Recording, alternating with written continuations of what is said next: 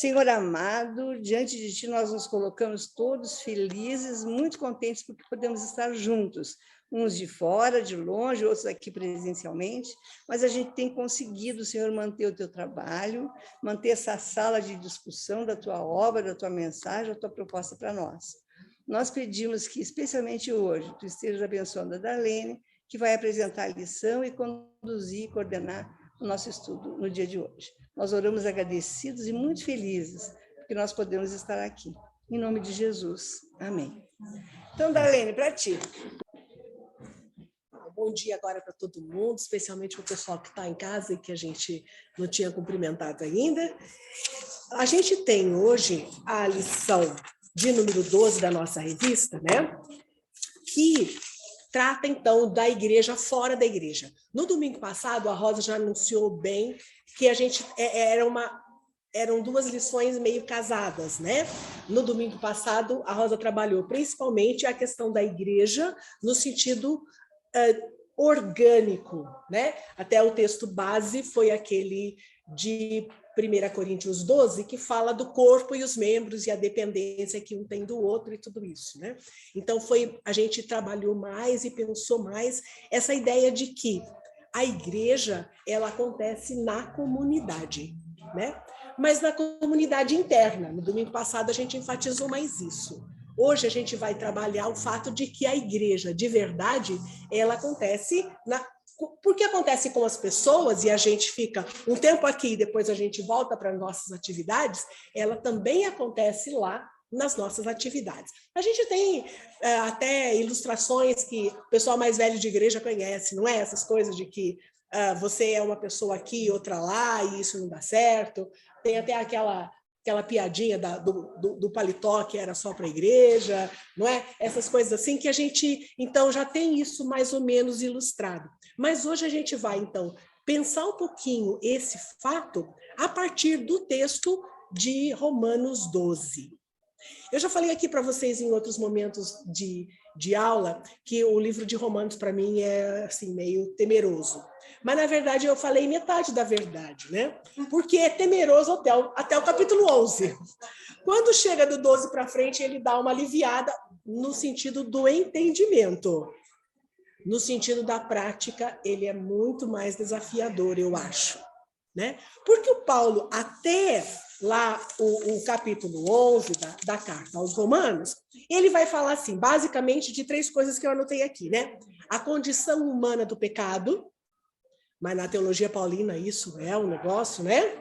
E depois a graça de Deus, e depois a justificação e a salvação. Então, são temas pesados da nossa doutrina, né? Hoje, quando o pastor falou que a característica principal da comunidade cristã era a perseverança na doutrina dos apóstolos e no repartir do pão, eu acho que está bem caracterizado nessas 2 lições que nós fizemos, né?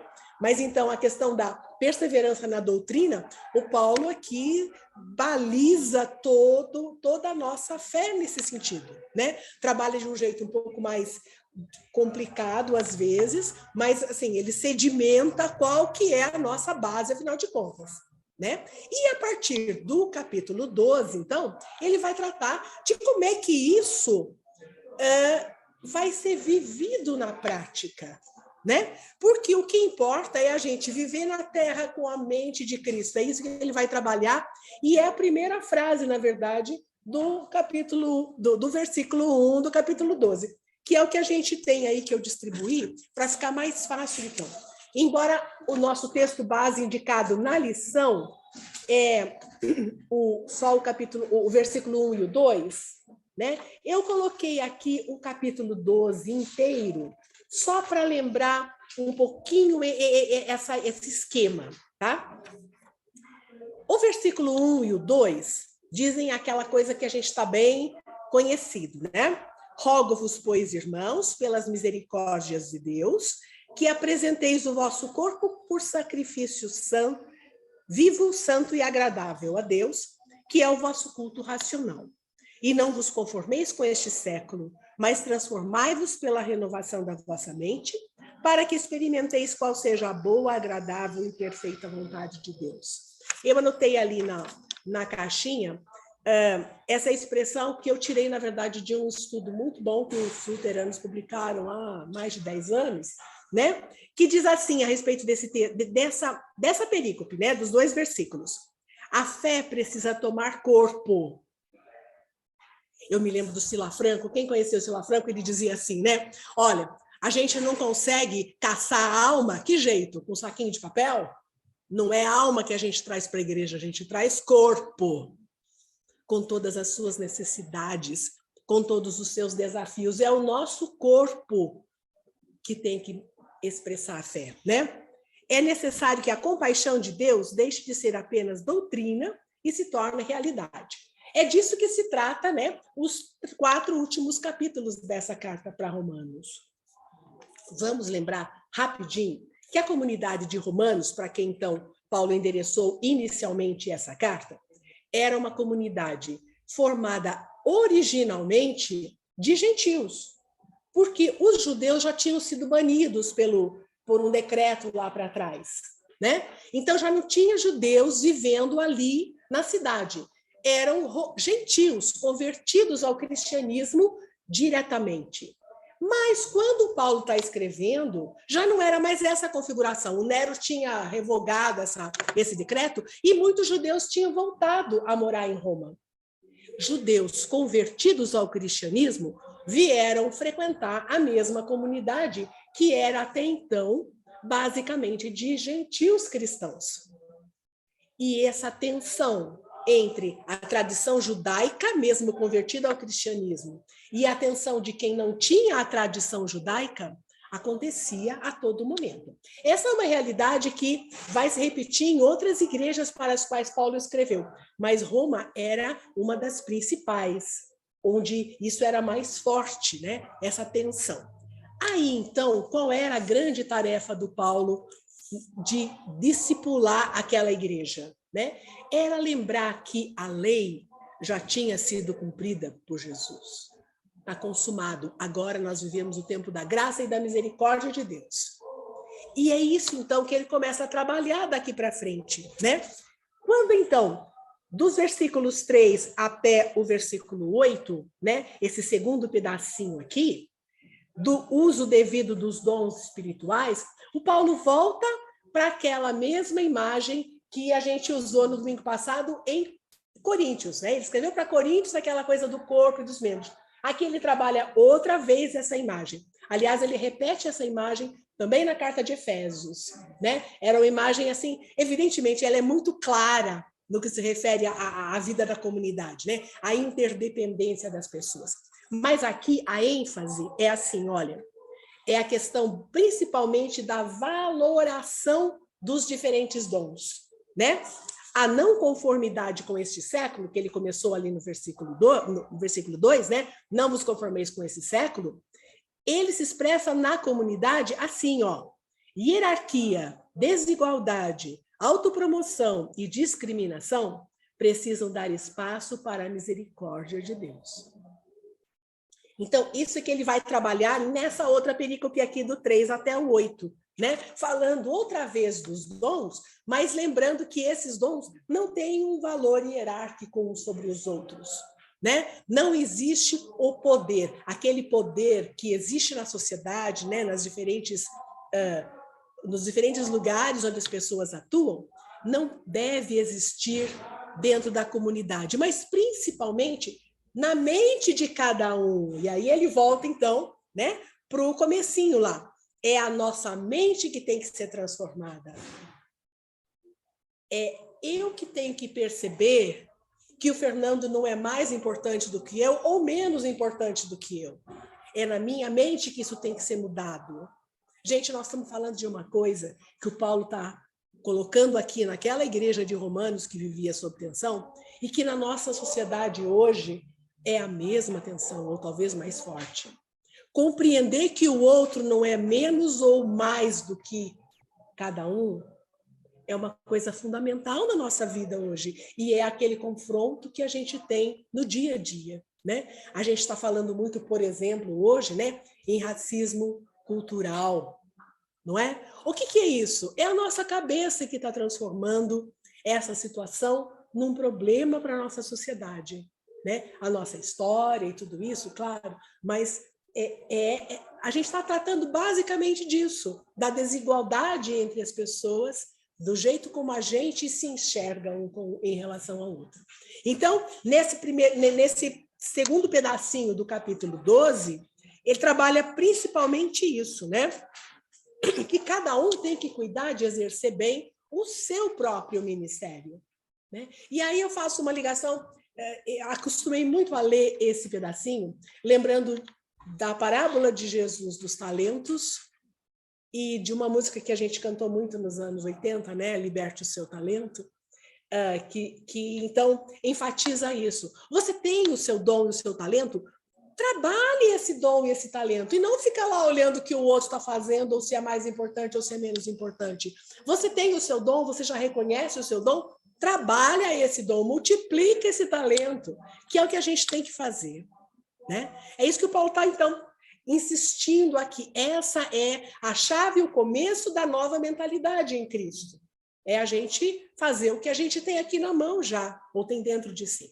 E depois a gente tem o último pedaço do capítulo 12, que vai, então, trabalhar os desafios, as crises e os problemas da sociedade, que são oportunidades de testemunhar o amor e a graça de Deus através do serviço e do exercício da cidadania plena.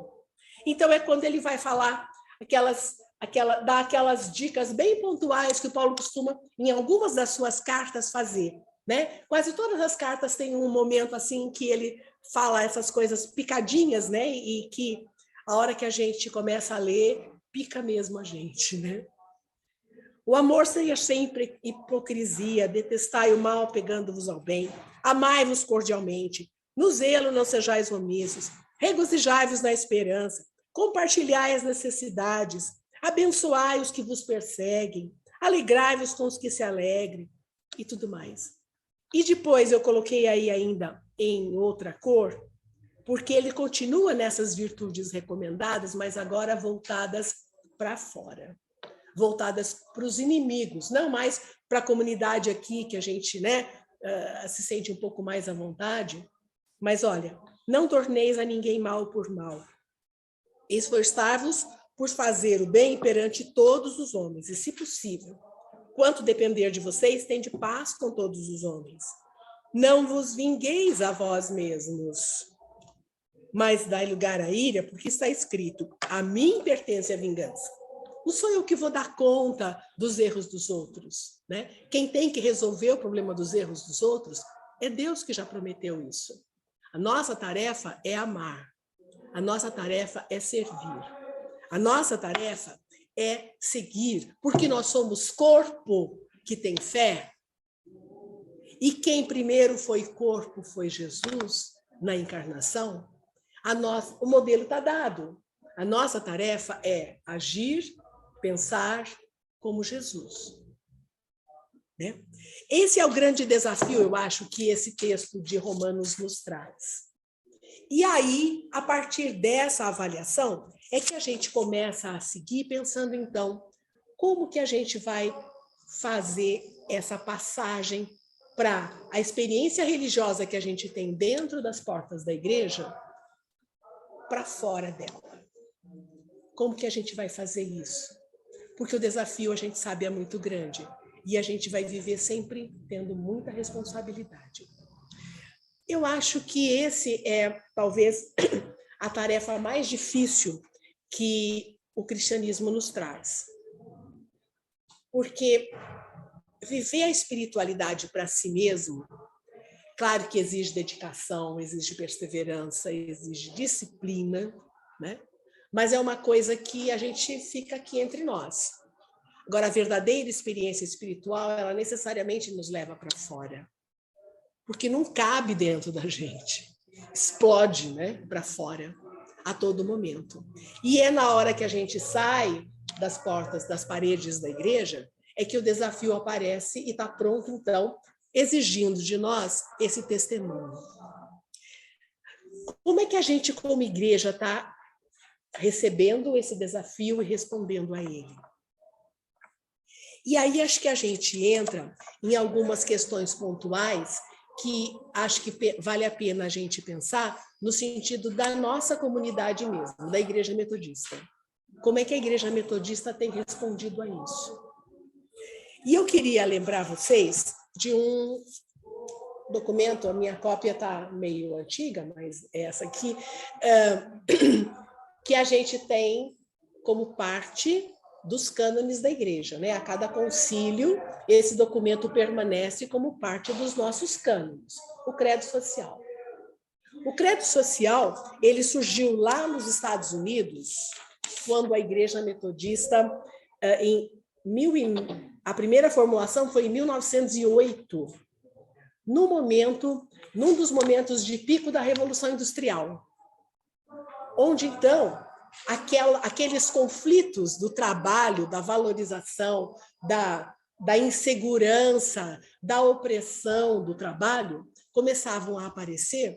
E aí a Igreja Metodista, que nesse momento ainda era a principal igreja nos Estados Unidos, e vamos tentar lembrar um pouquinho, né? 1908, o que estava acontecendo, né? Acho que a gente sabe, tem um pouco de noção disso. Como é que esse conflito aparecia, então, na relação, na nova relação de trabalho dessa outra revolução industrial que apareceu naquele momento? E aí, então, surge esse documento falando, primeiro, das nossas bases de fé, né? Ele relembra toda a doutrina, nós vamos encontrar aqui algumas coisas que repetem, desculpe, os 25 artigos de religião que a gente já trabalhou aqui no começo deste ano, né? E aí, em seguida, vai falar da ordem político, social e econômica e as nossas responsabilidades em relação a isso. 1908. Quando, em 1930, a Igreja Metodista do Brasil se tornou independente da Igreja norte-americana, havia também na Igreja brasileira algumas pessoas muito preocupadas com isso. E aí eles fizeram pequeníssimas adaptações nesse texto e aprovaram uma primeira versão do Credo Social da Igreja Metodista do Brasil. Pequenas alterações. Basicamente, foram atualizadas algumas questões. A gente vivia, vamos lembrar, 1930, que momento aqui no Brasil?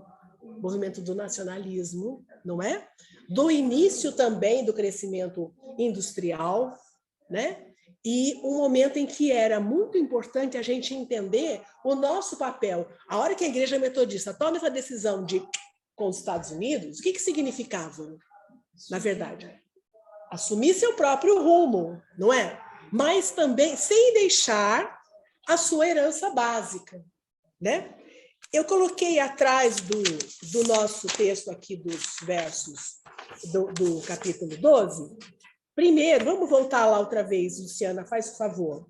A segunda página, que começa com o texto de Lucas, quando Jesus, então, lê o texto na igreja, né? Ele vai até a sinagoga, abre o livro e lê o texto de Isaías, né? O Espírito do Senhor está sobre mim, pelo que me ungiu para evangelizar os pobres.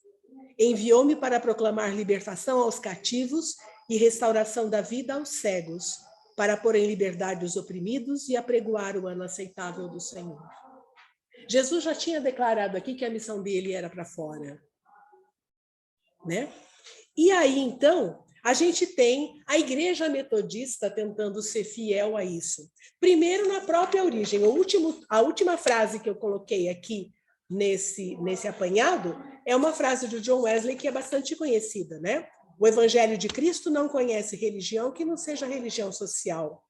Não conhece santidade que não seja santidade social. Né? Outra vez aqui me lembrei daquela música do Santarrão que a gente cantou aí na década de 70. Né? Na segunda, terça, quarta, quinta e sexta, ele não é santo, não, mas no domingo ele é santarrão, e daí para frente que ia essa música, né? Nesse sentido de que a santidade, ela é social, ela não pode ser individual, não tem como você ser santo sozinho, né? A partir do John Wesley, a gente vai tendo a nossa herança, então, com o credo social aqui, que foi depois atualizado outra vez na década de 70. Mas vamos lembrar nós aqui, gente, que este foi o documento base da igreja que norteou o movimento de resistência da igreja metodista na época da ditadura militar. Este era o documento que fez com que muitos jovens da nossa igreja fossem perseguidos pela ditadura, mortos, inclusive.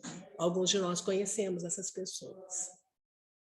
Este foi o documento que norteou a virada nacional da Igreja Metodista, que efetivamente não aconteceu em 1930, mas aconteceu no final da década de 70, e que originou, além da reafirmação deste documento, este outro documento, que também faz parte dos nossos cânones. Está dando para ver aí? O Vida e Missão. Que também representa, e aí podemos voltar lá no nosso papel outra vez, a igreja fiel a Jesus Cristo é sinal e testemunha do reino de Deus. É chamada para sair de si mesma e se envolver no trabalho de Deus, na construção do novo ser humano e o reino de Deus. Assim ela realiza a sua tarefa de evangelização. Hoje, quando o pastor perguntou, né, nós estamos preocupados com a evangelização das pessoas? É essa evangelização que a Igreja Metodista prega. É o testemunho do dia a dia. É a nossa atuação na sociedade, no nosso trabalho, nas nossas coisas, no que a gente faz, no relacionamento que a gente tem com a família em casa, com a vizinhança, com as pessoas que dependem do nosso trabalho. Essa é a evangelização de verdade. Jesus não saiu pregando doutrina, ele pregava como é que a gente tem que agir uns com os outros. E ele curava as pessoas, ele consolava as pessoas. Esse é o exemplo, esse é que é o caminho. Então, década de 70, nós tivemos esse documento reafirmado, e aí, desses conflitos todos, e ainda dentro do período de ditadura, né, foi o engendramento deste outro documento do Vida e Missão, que é o documento que aponta que a nossa missão é de fato para fora. Aliás, aponta que a missão é de Deus e nós somos colaboradores dele. Portanto, nós não temos domínio, e aqui eu volto então no versículo 2 do capítulo 12, que diz: não vos conformeis com este século, mas transformai-vos pela renovação da vossa mente, para que experimenteis qual seja a boa, agradável e perfeita vontade de Deus. A gente só vai descobrir qual é a vontade de Deus, essa boa, agradável e perfeita, na medida em que a gente deixar que a nossa mente se transforme. É aí que a gente consegue enxergar com os olhos de Deus, então, as tarefas e o que a gente tem que fazer. Porque a gente não sabe, não tem segredo, não tem receita, não tem caminho pronto. A gente vai descobrindo. E assim como a gente vai descobrindo individualmente, a Igreja Metodista, como instituição, também vai descobrindo aos poucos. Faz avanços e faz retrocessos. E a gente que está mais tempo na igreja sabe muito bem disso. Conhece bem esses caminhos de avanços e retrocessos. Se a gente vive hoje um momento mais difícil de crise da nossa instituição, é porque a gente caminhou e aí descobriu que esse era o caminho, que não estava dando muito certo. E agora precisa outra vez de um retrocesso. Assim como fez retrocesso na década de 70, porque a igreja, como instituição, também não soube apoiar aquela juventude que protestou, reivindicou e, baseado boa parte no credo social, agiu daquela maneira contra as injustiças que aconteciam naquela época. A igreja institucional muitas vezes deu as costas para esse grupo e depois teve que retroceder, rever seu caminho. Hoje também a gente tem, eu acho, que retroceder em muitas coisas, e já está retrocedendo em muitas coisas, para rever sua caminhada e refazer, então, a sua missão. Porque a missão é de Deus e a gente é colaborador. A gente vai descobrindo a boa, agradável e perfeita vontade de Deus na medida em que a nossa mente se renova ou não. eu coloquei no nosso grupo de WhatsApp, e a Rosa fez cópias aqui para nós também, deste texto, que acho que é o último texto oficial que nós temos da Igreja com respeito a questões sociais, que ele surgiu, então, em 2017, agora, né, mais ou menos recente, 5 anos atrás, no momento em que a Igreja celebrava os 150 anos de presença permanente no Brasil. O metodismo está presente no Brasil agora há 155 anos.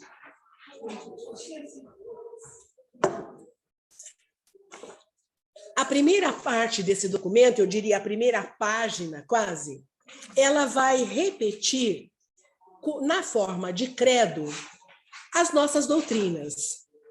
Então, assim, a gente pode encontrar nessa primeira página paralelos dessas frases com as frases dos 25 artigos de fé, de religião, aliás. Então, acho que a gente não precisa ler, porque a gente já tem estudado isso mais recentemente. Eu queria passar, então, para a segunda página, quando começa lá, cremos na visão missionária, que é a nossa segunda página, até a segunda página do texto que eu fiz. Acharam aqui? Cremos na visão missionária, na perspectiva de Atos 1:8.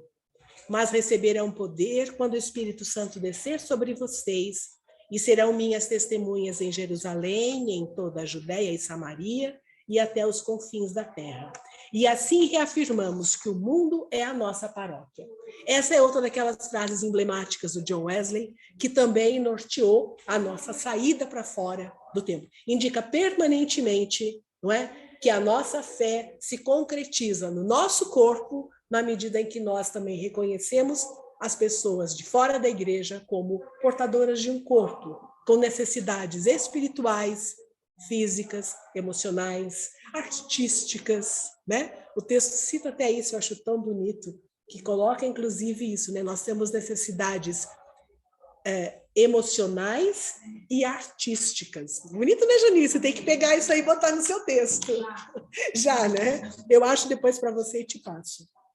Cremos na educação. Gente, nós sabemos, e muitos de nós aqui trabalhamos com educação metodista, que o fato da Igreja Metodista ter se envolvido com a educação, especialmente, também se envolveu com a saúde em alguns países, né? Mas principalmente com a educação, na maior parte dos países onde ela atua, marcou decisivamente o caminho da Igreja Metodista. Porque o diálogo entre a educação e a Igreja é o próprio exercício do desafio do testemunho. Porque aí não dá para ficar escondido. É uma vitrine a escola. Todo mundo fica sabendo do que acontece ali. Então, se por um lado, por exemplo, aqui em Piracicaba, por muitos anos, não é?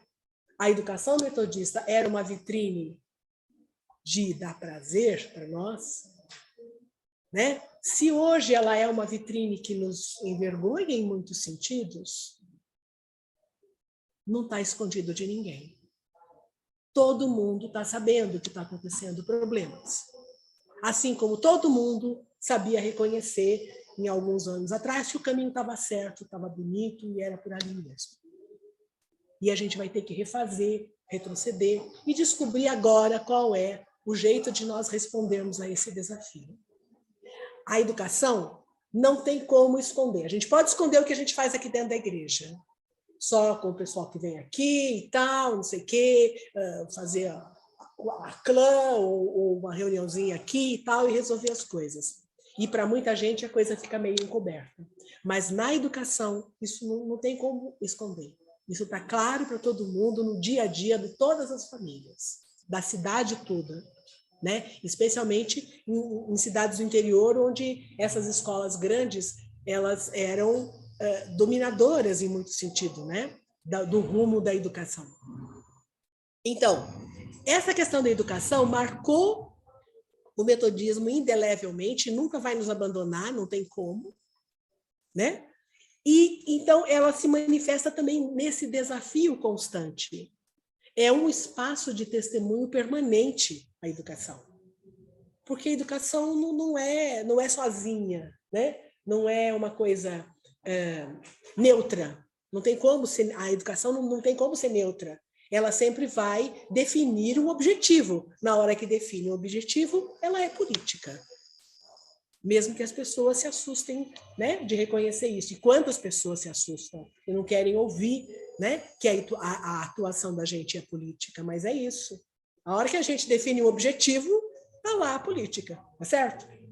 Bom, esse texto, então, vai trazendo que nós cremos na educação, que nós cremos na educação cristã, cremos na educação teológica, cremos no trabalho realizado pelas pastorais, e aqui, então, enfatiza cada uma dessas pastorais.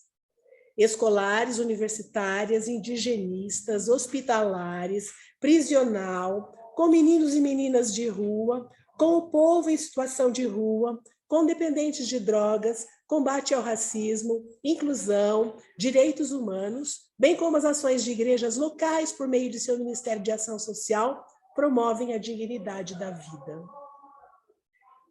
Neste parágrafo estão citados todas as frentes de trabalho que a Igreja Metodista mantém e sustenta, de alguma maneira ainda, na área social. Esta é a igreja fora da igreja. Nesses momentos em que a gente, com o formato de pastoral constituída ou não, a gente está atuando no espaço da escola, da universidade, nas prisões, né, no trabalho dos direitos aí dos diferentes grupos sociais. Esse é o trabalho que a gente faz como igreja fora da igreja. Esse documento é de 2017. A hora que a gente vai dar uma olhadinha hoje, 5 anos, só 5 anos depois, é que a gente percebe, então, que, de fato, nós estamos num momento de crise do metodismo no Brasil.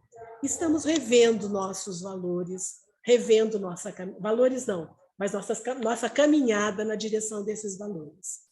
Se a nossa igreja fez um compromisso no domingo passado de diariamente estar orando pelo concílio que vai acontecer a partir de 3 de julho, é disto que nós estamos falando. É desta revisão, é deste desafio, porque muitos de nós estamos na Igreja Metodista porque a gente leva isso a sério. E se a gente abandonar esses desafios, nós vamos afastar muitas pessoas. E vamos perder o espaço de testemunho que a gente tem dentro da igreja. Então, quando nossa pastora, nosso pastor tem conclamado o povo a orar, interceder por esse concílio, é disto que nós estamos falando. Não é de outra coisa. Porque nossa doutrina permanece, nossa fé, nossos 25 artigos de religião permanecem intactos. A gente não mudou aquilo que a gente crê, mas a nossa fé, o conteúdo da nossa fé tem que se expressar nessa prática, ou então ele não existe. A gente segue agora, em alguns momentos aqui, repetindo neste documento de 2017, algumas frases do Plano para a Vida e Missão. Então, a gente revê aqui algumas questões da missão, de quando acontece a missão. E aí, cremos numa igreja missionária, acharam? Promotora da vida abundante e combativa em relação às forças da morte. Uma igreja que acolha os seres excluídos da nossa sociedade com graça, amor e misericórdia. Uma igreja, comunidade missionária a serviço do povo. Neste parágrafo, eu diria, nós estamos falando de novidades, de temas mais recentes, que a gente ainda não tinha na década de 80, quando este documento foi elaborado. Nós temos aqui agora alguns temas novos da sociedade. A exclusão não aparece aqui, por exemplo. O meio ambiente não aparece aqui, vai aparecer aqui daqui a pouquinho. Tinha alguns desafios que estavam acontecendo aqui, né, que permanecem, e está bem explícito a questão da vida e do trabalho neste documento, né, especialmente na parte do vida e missão mesmo. Né? Vida e trabalho eram os 2 eixos Então, se trabalhava a dignidade da vida e as necessidades das pessoas, e se trabalhava a dignidade do trabalho e as necessidades que as pessoas têm no ambiente de trabalho. Aqui a gente passa, então, alguns anos depois, sem negar acrescentando temas que eram mais novos aqui em 2017, né? Então, aqui, a questão da exclusão, e aí a gente pode pensar em toda a gama de excluídos que a gente tem na sociedade. Este documento falava principalmente na pobreza econômica, mas aqui, então, a gente está falando em outras exclusões, além dessa econômica e social. Aí a gente fala, então, na frase seguinte: cremos em uma igreja que acolhe e promove um mundo para todos e todas, no qual pessoas com deficiência, aí, então, são igualmente chamadas e vocacionadas por um Deus criativo e criador do diferente, mas não menos importante. Então, já explicita uma das exclusões com respeito à deficiência.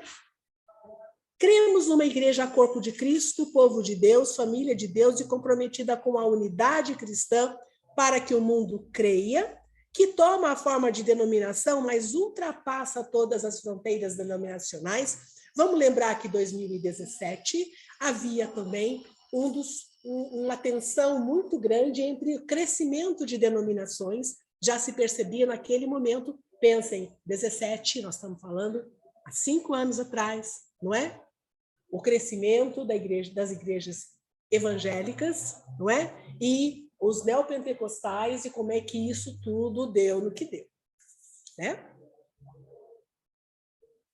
Seguindo, cremos na integração do ser humano com o meio ambiente, aqui então o tema novo que aparece, e todo o universo. Por isso, nos posicionamos contra a exploração de nosso mundo a um tal ponto que devasta e inviabiliza a vida para a nossa própria descendência. Cremos que é preciso garantir o futuro através de um desenvolvimento sustentável. A integridade da criação é nossa responsabilidade. Esse era, então, o tema que apareceu mais recentemente nos nossos documentos. A gente tinha acabado de viver também em 2016, eu acho, não é? Foi o ano da Igreja Metodista voltado para a questão do meio ambiente. Então, aqui está repetindo realmente, né, uma das ênfases que a Igreja tinha pego. Por isso, tudo em que cremos é que também temos fé na esperança, nas mãos dadas, no coração aberto, na solidariedade e no encontro, que promove salvação e vida abundante para todas as pessoas e toda a criação.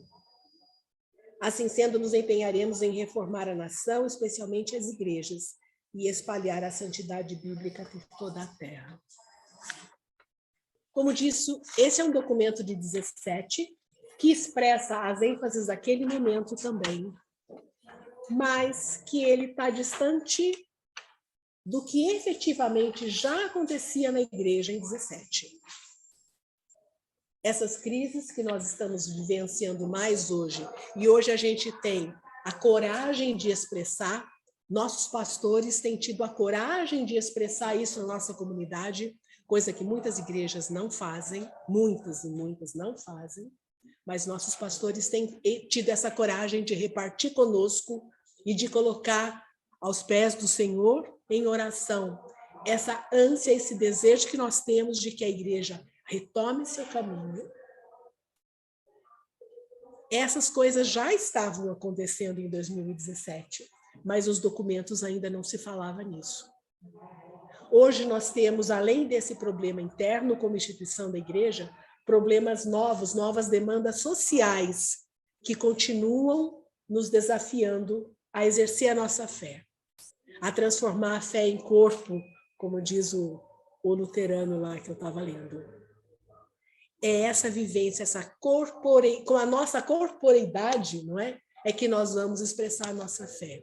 E reconhecendo a corporeidade de cada pessoa.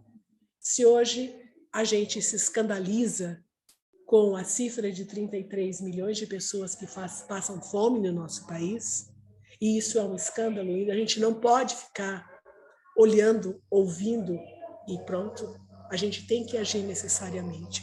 Mas nós temos outras e outras e outras demandas também. Não é porque a gente está vivendo um processo de doença institucional que a gente vai deixar de responder também a essas demandas de fora. Nós já tivemos na nossa igreja local, por exemplo, para não lembrar todas aquelas outras demandas que a gente leu ali, das pastorais, nas diferentes ações, mas aqui na nossa igreja local, a gente já teve muitos movimentos de atendimento social, muitas frentes que foram fechadas, que pararam de acontecer. A gente tem hoje, eu gostaria que vocês me ajudassem a pensar agora, nós temos poucas coisas acontecendo aqui. Eu consigo me lembrar do movimento da Cesta do Amor, que continua, e esse não para mesmo, né? Mas a gente não vê um envolvimento tão grande das pessoas, a gente não vê o apelo para que a gente continue se lembrando disso, né? E a gente tem uma pessoa da nossa igreja atuando na área da questão da violência doméstica, a Rosália. Ela consegue envolver mais uma ou outra pessoa, a pastora está geralmente junto com ela, mas são poucas as pessoas que estão efetivamente envolvidas e a gente podia estar ajudando mais, gente.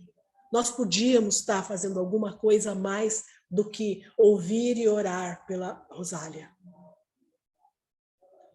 Mas são só essas duas frentes, eu não consigo me lembrar neste momento de que mais nós estamos fazendo nessa área de ser igreja fora da igreja.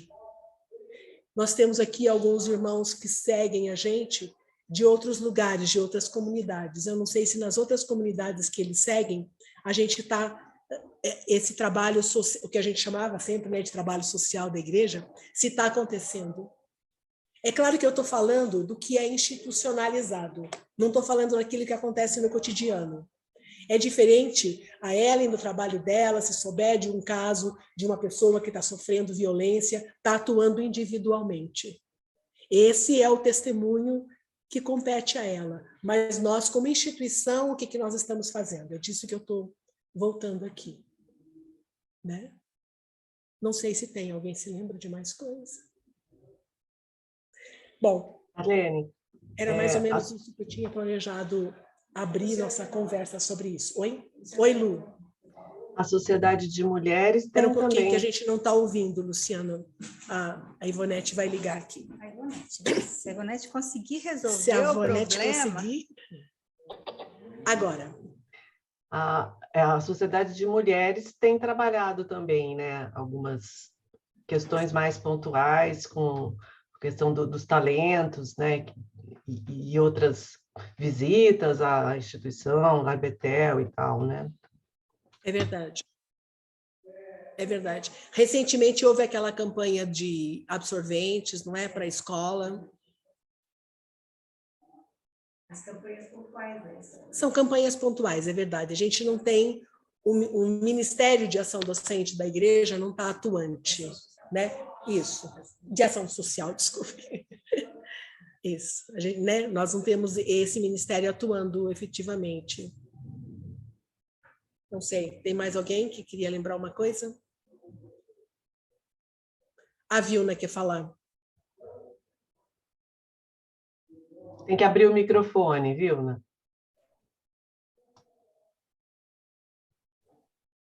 A Catedral Metodista aqui que eu frequento, do Catete, nós temos um trabalho do Pão da Vida, quartas-feiras, que já existe desde antes da pandemia. A pandemia, quando fechou tudo, eles ainda iam.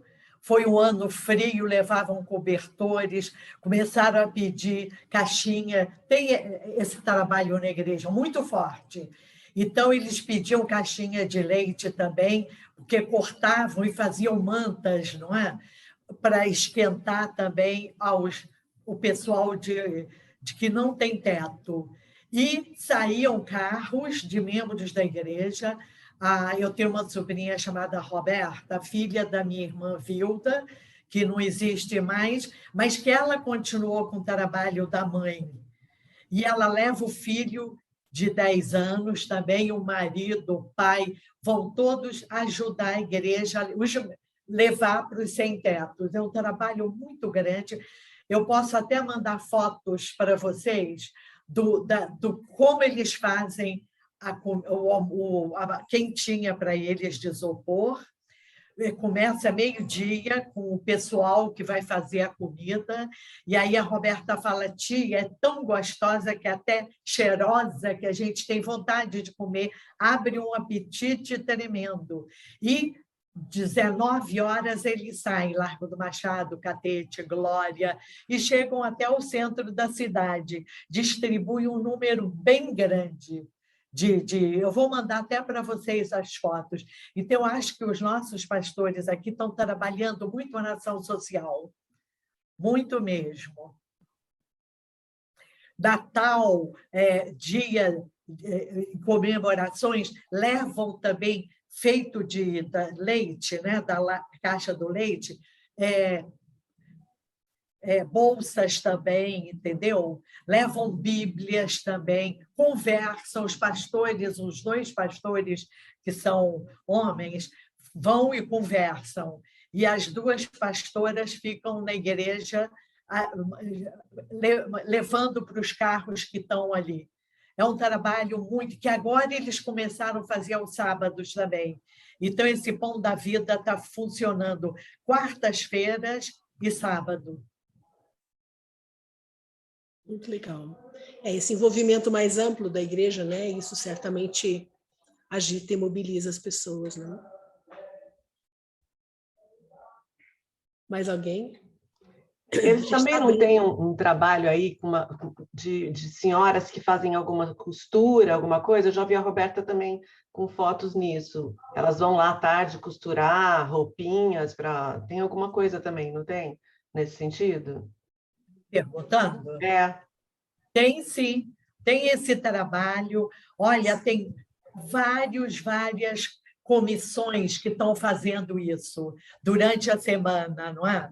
Muito mesmo. Eu vou ver até direitinho aqui, que agora eu fico afobada para parar de falar, e aí vocês vão ter ideia do que fazem. Então, os 2 pastores são iguais, parecem irmãos, altos e assim, muito envolvidos com os membros da igreja também. Eles mandam mensagens durante a semana, os corais estão funcionando novamente, que eu falei, eu acho que no início, que a gente tinha grupos que cantavam, né? Aqueles grupos de jovens. Agora não, tem um coral de todas as sociedades, sociedade de crianças, sociedade de jovens e sociedade de mulheres também. E tem também um trabalho... deixa eu ver. Tem outros, eu vou ver durante a semana e vou mandando para vocês. A igreja está muito atuante, muito mesmo. Eles estão assim, chamando o pessoal da vizinhança, convidando. E ontem, aqui no Rio, teve um trabalho do filho do Billy Graham, vocês souberam? Na praia de Copacabana. Foi montado assim, um palco enorme e foi... Parece que... E foram as igrejas. Veio da comissão lá desse filho do Billy Graham, que é igual ao Billy Graham, veio assim, uns 2 ou 3 meses, falaram nas igrejas envolvidas, e essas igrejas fizeram o trabalho de envolvimento com outras que não tinham sido avisadas ainda. E ontem parece que tinham... eles fazem sempre esses palcos enormes e cercados, logo depois do Copacabana Palace, na areia da praia. E ontem teve... Eu vou mandar depois, Luciana, esse programação de esperança, tá? Tá bom. Vou mandar para vocês verem. Lá na praia parece que tinham 3.000 pessoas, e com cantores também antes e depois, e eu vi online. E online também estavam vendo mais assim 2.000 pessoas, igrejas e tal. Foi assim, de avivamento. E em toda a pandemia, eu falava com meu marido: está me dando uma aflição, cadê o Billy Graham? O Billy Graham que não aparece, tem que aparecer uma pessoa assim, que envolva, e foi pena os outros bispos não se envolverem das outras regiões, não é? Estou pensando nisso agora, que o nosso bispo estava bem ativo. Quer dizer, das outras regiões não terem sido convidados também. Rosa? Então, eu queria falar... Espera um pouquinho. Tem que fazer o mute aí, né? Não, o que eu estava aqui ouvindo a Vilna, né? Nesse relato de tantas atividades, a gente precisa lembrar sempre que cada comunidade tem características muito próprias, né? A Igreja do Catete no Rio é uma igreja muito grande e ela tem sempre essa prática muito participativa mesmo na sociedade, a gente sabe. Eu fico pensando sempre assim, quando a Dalene termina a aula, né, puxando para essa coisa de como é que a gente pode ser igreja hoje, interferindo na realidade, e numa realidade que se apresenta para nós de uma maneira muito trágica hoje. Acho que o Brasil está vivendo um momento como poucas. Eu tenho mais de 70 anos, eu não me lembro de um tempo, à exceção do tempo da ditadura, é claro, um período tão difícil, com tanto empobrecimento, com tanta miséria, com tanta fome, enfim. Então, assim, hoje ser igreja nesse contexto mais conturbado é ainda mais complicado, né? Assim, se já é difícil a gente vestir a roupa da participação social de forma geral, mais do que nunca agora isso é difícil. Bom, e por conta disso, eu acho que também a gente tem na Igreja Metodista uma prática interessantíssima, que é, na verdade, o trabalho de dons e ministérios, né? Onde a gente aprende nas igrejas locais a descobrir qual é o dom que a gente tem, considerando-se que todos nós temos um dom e que a gente precisa saber onde é que a gente pode atuar de forma mais eficiente. Quando eu chego nessa coisa dos dons e ministérios, que daí os dons vão gerar ministérios, vão gerar formas de participação, eu lembro que antes da pandemia, aqui na Catedral, nós estávamos fazendo um trabalho, que era um trabalho muito bonito de promover grupos de estudos e atividades na igreja, em que cada membro da igreja, localizando o seu dom, se localizasse no ministério. Então, tá, eu tenho o dom de ensinar, vamos pensar. Então, se eu tenho o dom de ensinar, eu vou para o Ministério de Ação Docente, né? E ali, na escola dominical, e escolas bíblicas, e assim sucessivamente, cada um dos dons. E nós paramos isso no ano da pandemia, né? Então, assim, esse cenário que a gente tem hoje, de muito problema de ordem política, de ordem social, reverbera na igreja, claro. Nós também ficamos na angústia, nas faltas, nos medos, nas ansiedades. E seria necessário, para responder essa pergunta da Darlene, que hoje a gente diz que é da Darlene, mas que deveria ser da igreja como um todo, né? A gente precisaria fazer esse exercício. E a pandemia foi outra coisa que foi avassalador, no sentido de nos levar para casa, de nos tirar o convívio e assim por diante. Então, acho que agora, mais do que nunca, antes de pensar no individual de cada um de nós, a gente precisava voltar ao trabalho dos ministérios, porque só na lógica dos dons e ministérios é que a gente vai se localizar na prestação de serviço na igreja local, né? que poderia vir a criar um trabalho de pastoral prisional, de pastoral hospitalar. A gente tem tantos hospitais em Piracicaba, uma cidade grande, está ficando um polo da região, e a gente não está se preparando para isso, né?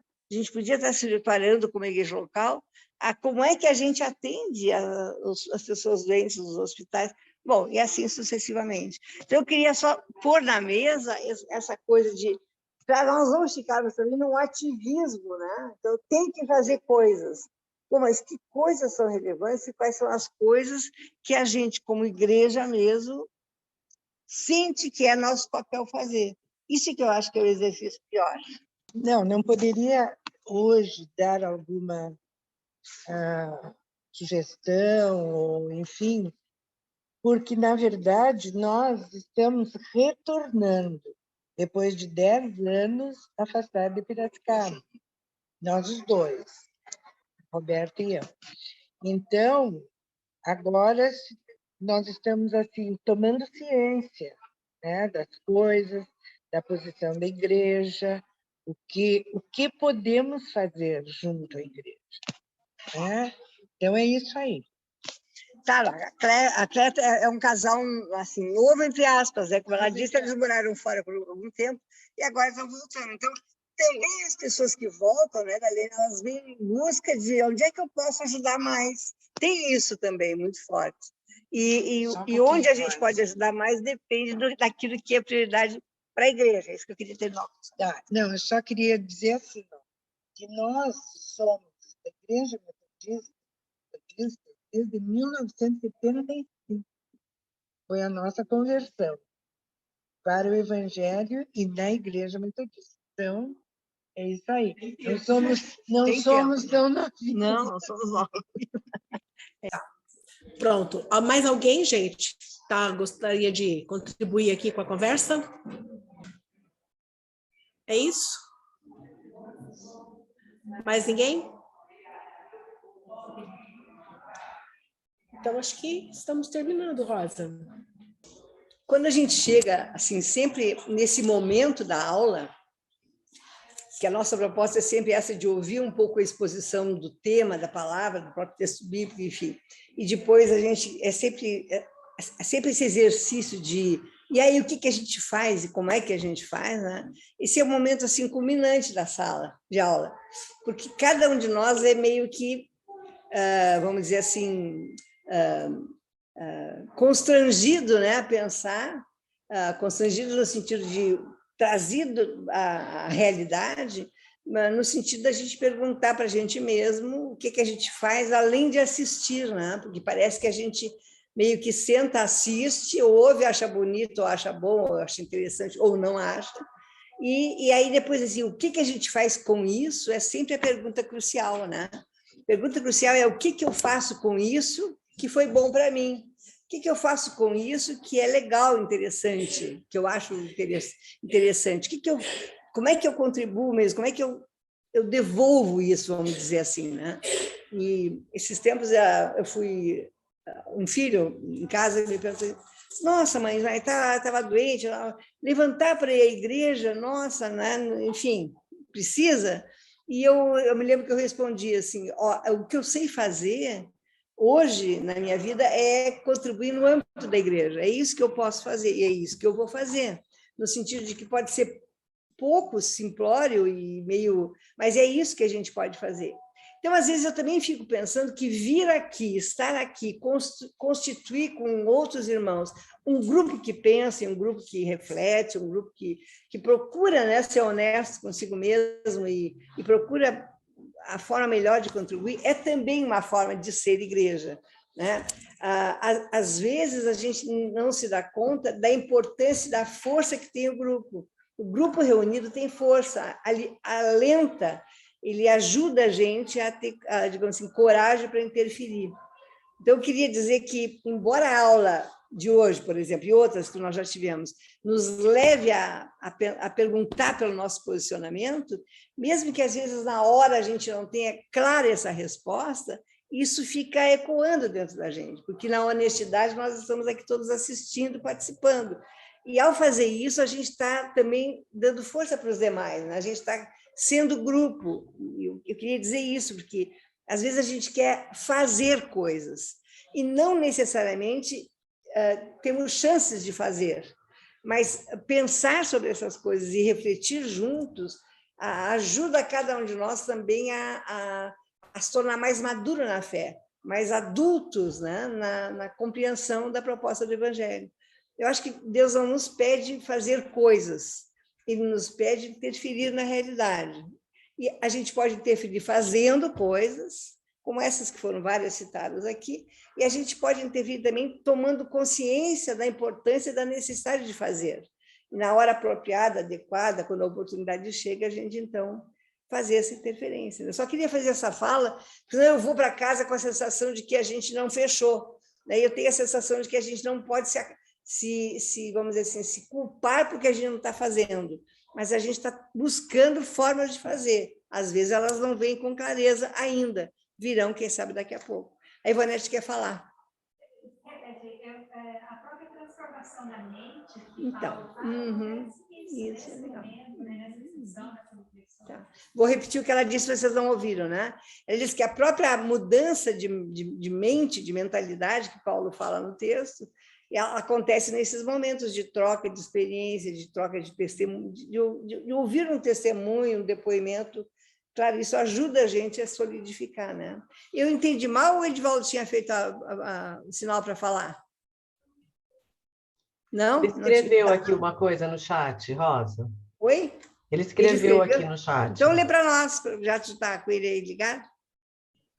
Parabéns, Darlene, pela sua bela exposição. Você toca questões fundamentais que, sob certa medida, são questões referentes às outras denominações cristãs no contemporâneo, principalmente no Brasil e na América Latina caribenha. Sigamos em unidade.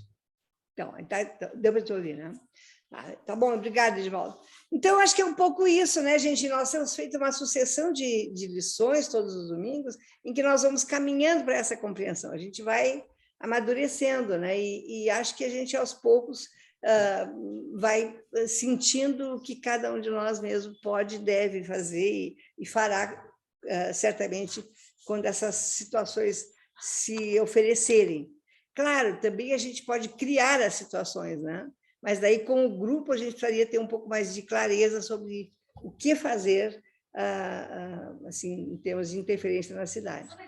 Fale, Ivanete. Por que tu não fala no telefone?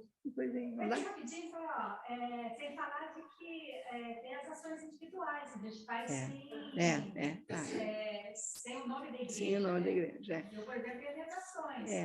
Que não deu para envolver a igreja, mas eu faço, porque eu aprendi aqui no aprendi. Essa fala da Ivonete é importante, já diz, fora dessas possibilidades coletivas de trabalho, cada um de nós tem ações individuais, né, que a gente faz porque, na própria reflexão da igreja, nos diversos momentos, a gente aprendeu a doar, a participar e tal. Claro, nessas grandes ações, por exemplo, hoje de manhã, antes de sair de casa, eu estava lá fazendo a minha contribuição com esse movimento dos Médicos Sem Fronteiras, que é uma coisa incrível, e eles trabalham em todas as frentes. Eu já contribuo normalmente, daí cada mês chega ali, mas olha, tem mais isso, mais aquilo. Ontem eu estava fazendo conta, fui ver que era um bocado mais do que eu podia, mas, enfim, o apelo é tão forte que a gente faz, a gente sacrifica outras coisas. Então, tem muitas coisas que a gente faz mesmo na linha do individual. O que a gente está ansioso é para, como igreja, descobrir um jeito de canalizar toda essa possibilidade que a gente tem, né? E eu insisto em dizer que a discussão sobre dons e ministérios, ela nos ajuda profundamente a nos localizarmos nessa comunidade. Muito bem, alguém mais quer falar alguma coisa? A Elza quer falar. Você não quer vir aqui, Elza? Vem aqui, amor. Esses dias eu comprei duas capas para bolo de forma da Zenaide. E eu fiquei muito feliz por ter comprado. Que eu estou precisando? Não estou precisando de duas capas. Mas eu comprei para estimulá-la e para ajudar a nossa igreja. Não dizer o que era. Estou contando aqui só por... Né? Mas é fácil, né? Às vezes faz coisas escondidinhas, né? Não aparece, mas tem outra pessoa lá fora que vê isso. Claro. Nós podíamos fazer isso, uma hora fazer um prato gostoso, vender, fazer como ela, sabe? Faz aquelas capas, aquelas coisas bonitas, né? Aí eu colaborei, eu não estava podendo, mas eu colaborei. É um preço alto, para mim era alto na hora, não, mas eu preciso, porque eu tenho que sair dela para ir para outro lugar, né? Então eu quero parabenizá-la, porque ela sente vontade de fazer, tem capacidade, é bom que põe em prática, então, mais coisas, né? Desculpe meu... Não, a Elza não sei se todo mundo conseguiu ouvir, mas ela estava relatando que ela acabou esses dias adquirindo, né, comprando coisas que ela não precisava, né, que depois ela vai encaminhar para quem precisa, mas para ajudar a pessoa que estava fazendo na igreja.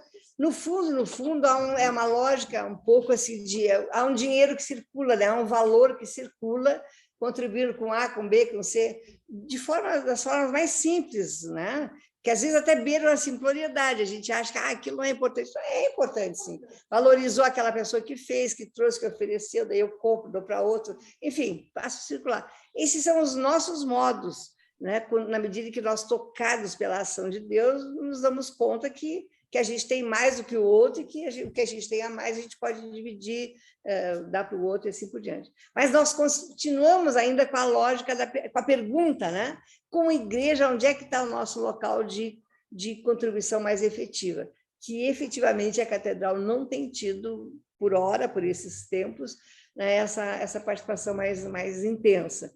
Mas entendo eu que a gente vai fazer esse exercício daqui para frente, voltamos, estamos no presencial agora, estamos juntos, então isso favorece para que a gente ache maneiras de contribuir, ok? Mais alguém? Podemos lá encerrar? Hoje a gente está estranhando, porque é meio cedo, ainda 11 e pouco, e nós já estamos concluindo a lição, mas é que nós começamos bem mais cedo hoje, né? Graças a Deus a gente pôde começar 10 horas, então isso já nos coloca diferente dos outros domingos, onde a gente tem começado mais tarde. Muito bem, semana que vem nós temos o estudo da 13ª lição. Eu quero só dizer para a Clé, para o Roberto, para a Tamires, que são novos hoje, se quiserem, depois deem para a Darlene o número do telefone para a gente colocar no grupo da classe, né? E no grupo da classe a gente manda semanalmente a cópia digitalizada da lição do dia, que a Darlene hoje nem mencionou, eu entendi, mas ela circulou por toda a lição. Eu tive o privilégio de ler a lição, eu sei que ela fez isso, não é? Então, ela não mencionou a lição, mas nós estamos na lição 12 da revista, né?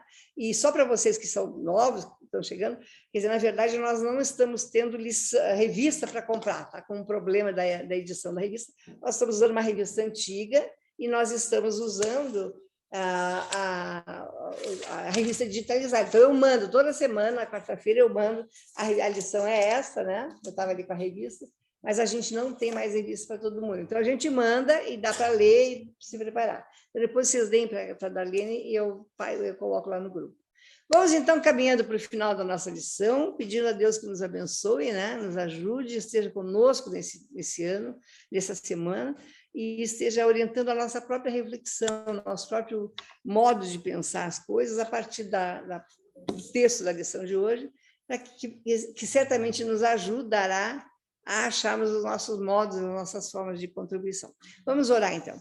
Deus amado, recebe a nossa alegria por estarmos todos reunidos hoje e aqui estudando a tua lição. E a nossa alegria também porque nós recebemos pessoas novas que estão conosco hoje, e a nossa alegria porque a Darlene foi muito feliz também ao apresentar o texto da lição, o tema da lição, nos ajudando de forma muito didática, muito objetiva, muito clara, a entender melhor as ideias que estavam apresentadas na lição de hoje. Nos abençoe e nos guarda. Conosco abençoe e guarda também os nossos queridos, nossas famílias, nossos filhos, nossos netos, nossos pais, nossos amigos todos. Aqueles, Senhor, que não te conhecem, que num dia como hoje não estão sequer pensando em nada a não ser viver o seu domingo. Abençoa também a cada um. E se for a tua vontade, coloca na nossa trajetória de vida essas pessoas para que nós possamos testemunhar e falar do teu amor, do teu cuidado e do teu zelo para conosco. Nós oramos agradecidos e seguros do teu amor para conosco e da tua graça permanente. Em nome de Jesus. Amém. Boa semana para todo mundo, então. Que Deus abençoe cada um, que proteja das gripes, dos frios e das covides da vida.